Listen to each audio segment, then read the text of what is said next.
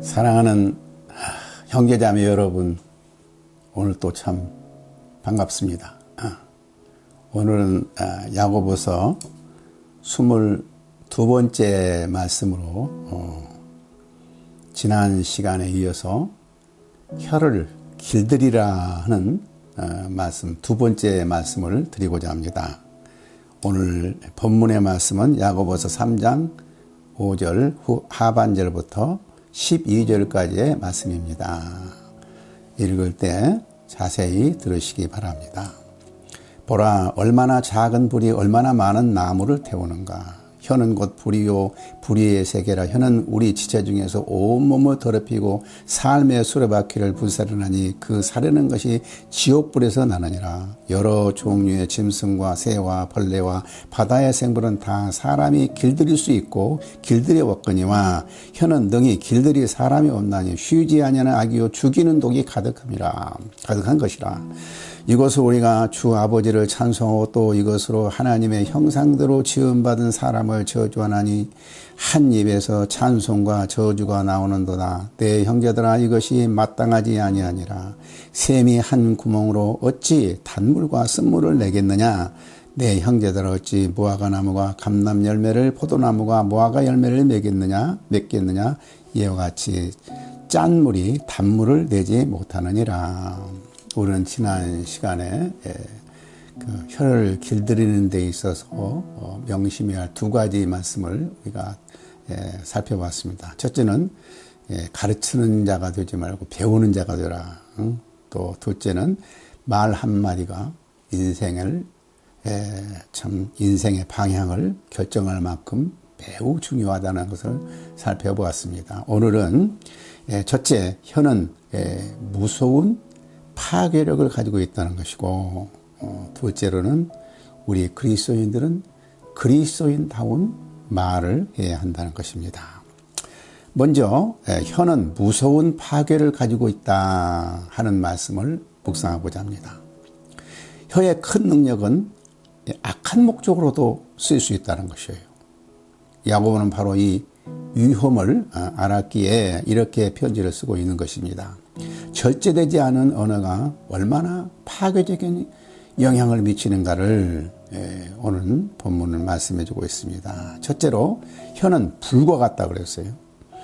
보라, 얼마나 작은 불이 얼마나 많은 나무를 태우는가. 혀는 곧 불이요 불의의 세계라. 혀는 우리 지체 중에서 온몸을 더럽히고 삶의 수레바퀴를 불사르나니 그 사르는 것이 지옥불에서 나느니라. 불은 작지만 맹렬하고 강해서 멀리 있는 것까지도 다 태워서 황폐하게 만들어 버립니다. 보라, 어떻게 작은 불이 어떻게 많은 나무를 태우는가. 우리가 불씨는 작지만은 우리가 산불을 보면요, 얼마나 무서운 그 대형 산불로 변화되는가 우리가 볼 수 있죠. 이처럼 불은 큰 파괴력을 가지고 있는데 바로 혀가 그와 같다는 것입니다. 또한 이 불은 생의 바퀴를 불사른다고 했다고. 생의 바퀴란 말을 야고보는 사용하고 있는데요. 이 표현은 우리 인생 전 과정에 혈암에서 무덤까지의 전 과정에 이 영향을 가져온다는 것입니다. 우리가 살다 보면 말 한마디로 그렇게 오래 사귀었던 친구끼리 친구 관계가 깨어지기도 하고, 가까운 형제 간에도 원수가 되게 하고, 또 어떤 경우에는 위로 말이 오히려 잘못 이해돼서 상처를 주기도 합니다. 가까운 부부 사이에도 말 한마디 때문에 상처를 주는 경우가 얼마나 많이 있습니까? 실로 말은 불과 같은 파괴력을 가지고 있습니다. 이 무서운 무기를 가지고 있으면서도 아무런 조심 없이 혀를 사용해 왔다면 우리는 얼마나 어리석은 사람이었겠습니까? 이와 같은 무서운 무기를 가지고 살면서도 지금까지 큰 사고를 저지르지 않고 살아왔다면 하나님의 특별한 은혜라고 생각합니다. 이제부터 우리는 참으로 두렵고 떨리는 마음으로 혀를 길들여야 하겠습니다. 특히 교회에서 혀를 사용하는데 아주 조심해야 할 것이 하나 있는데 그것은 우리가 누구의 말을 옮기는 데 있어서 특별히 조심을 해야 돼요.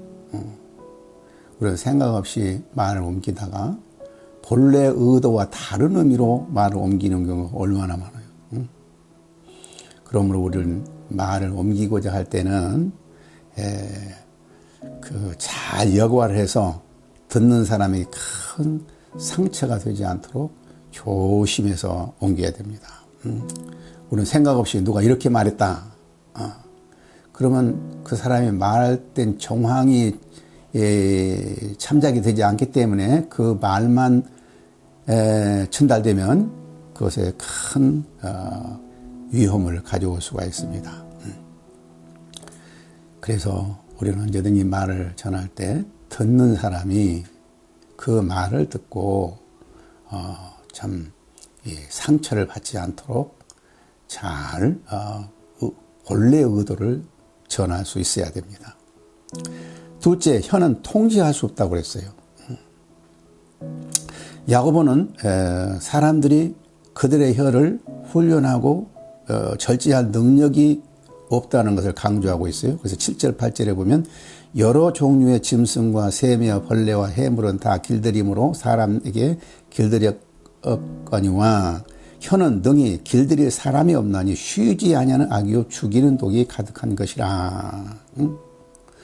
하나님께서는 온 세상을 다스릴 수 있는 능력을 주셨어요. 그러니까 모든 그 동물을 다스리죠. 그러나 자기 혀를 다스리는 능력은 우리가 갖지 않게 됐다는 거죠. 그래서 쉬지 않은 악이요, 혀는 쉬지 않은 악이요 죽이는 독이 가득한 것이라 이렇게 말했습니다. 이것은 마치 독사의 혀와도 같은 것입니다. 이 표현은 우리가 절제되지 않은 언어가 얼마나 위험스러운 것인가를 분명하게 가르쳐 줍니다. 우리는 이 시간 각자 무서운 파괴력을 가지고 있는 혀를 가지고 있으며 그동안 이 혀로 수많은 사람에게 돌이킬 수 없는 상처를 주었으며 아직도 그 혀를 통제할 수 있는 연약한 존재라는 것을 기억을 해야 됩니다. 그렇게 생각할 때 우리에게 유일한 소망은 우리 주 예수 그리스도밖에 없다는 것을 알아야 합니다. 예수께서는 그의 십자가의 피로 우리 안에 모든 악의 근원인 죄를 철저히 제거해 주시고 우리를 의롭다고 인정받을 수 있도록 모든 죄값을 치르신 분이십니다. 이 예수님을 항상 우리 가운데, 우리 마음 가운데 모시고 살 때 우리의 언어 생활은 거듭날 수가 있습니다. 두 번째로 그리스도인은 그리스도인다운 말을 해야 됩니다. 야고보는 우리에게 혀를 길들이기 위해서 모든 노력을 다 기울여야 한다고 말하고 있습니다. 그래서 절제되지 못한 언어가 얼마나 모순된 것인가를 이렇게 지적하고 있습니다. 이것으로 우리가 주 아버지를 찬송하고 또 이것으로 하나님의 형상대로 지음을 받은 사람을 저주하니 한 입에서 찬송과 저주가 나오는도다. 내 형제들아 이것이 마땅하지 아니하니라.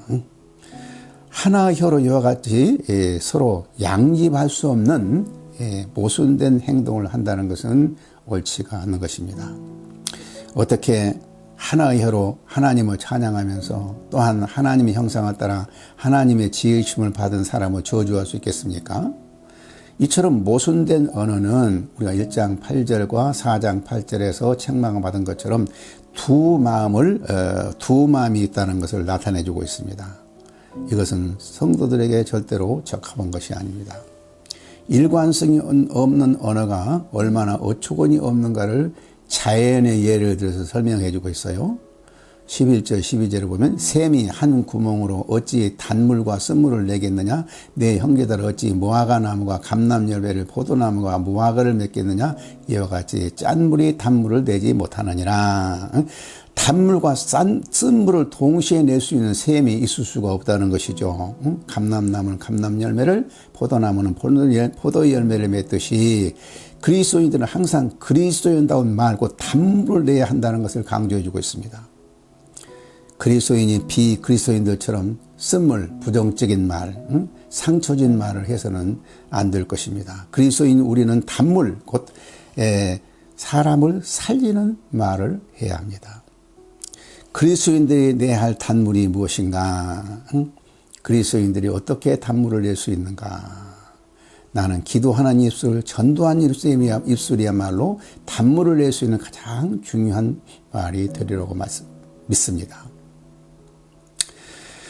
얼마나 우리는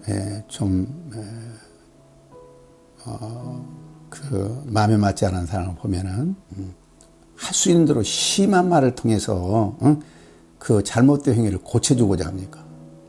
그러나 그러한 방식으로 사람이 결코 변화되지가 않습니다. 오히려 관계만 나빠지게 됩니다. 그러나 애정을 가지고 기도한 사람은 도무지 변화될 수 없는 사람들이 변화되는 기적을 우리가 많이 경험을 하게 됩니다. 참으로 기도하는 입술은 얼마나 아름다웁니까? 눈물의 기도로 남편을 변화시키는 여인을 생각할 때 항상 큰 감명을 받습니다. 눈물의 기도로 남편을 변화시키는 여인을 생각할 때 항상 큰 감명을 받습니다. 자녀들에게 많은 말보다 기도하는 엄마의 입술은 반드시 자녀들에게 큰 축복이 되리라고 믿습니다. 기도하는 엄마의 입술을 통해서 자녀들은 이 악한 세상에서 물들지 않고 하나님의 보호를 받아 거룩한 자녀로 성장하고 있는 것은 얼마나 아름다운 일입니까? 기도는 우리의 혀를 길들일 수 있는 가장 효과적인 방법이요.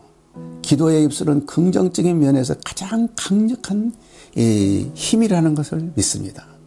파괴적인 혀의 힘을 기도하는 혀로 바꾸어 큰 기적을 맛볼 수 있기를 간절히 바랍니다.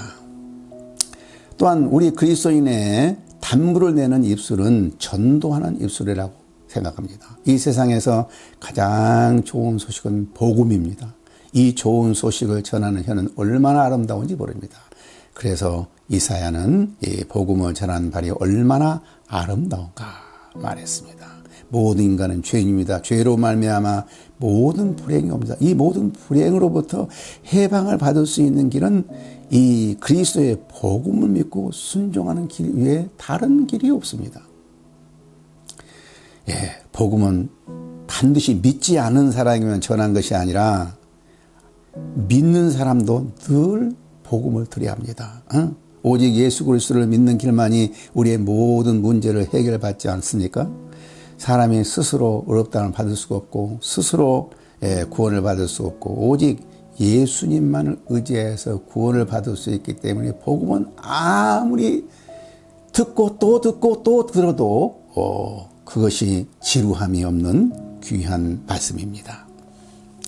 혀를 길들이지 않는다면 그 혀로 말미암아 개인이 파멸을 당하고 가정이 파멸을 당하고 그가 속해 있는 공동체가 파멸을 당하게 됩니다. 정말 혀를 길들인다는 것은 우리 그리스도인들에게서 대단히 중요하다는 것을 명심하십시다. 특별히 선생이 되지 말고 말라는 말 명심하십시다. 가르치고자 하는 마음보다도 배우는 마음을 가지십시다. 한마디 말의 영향력은 온 전 인격에 영향을 미친다는 사실을 기억하십시다. 또한 혀는 불과 같이 무서운 파괴력이 있다는 것을 기억하십시다. 그러므로 그리스도인들은 다운 말을 하도록 힘쓰십시다. 아멘.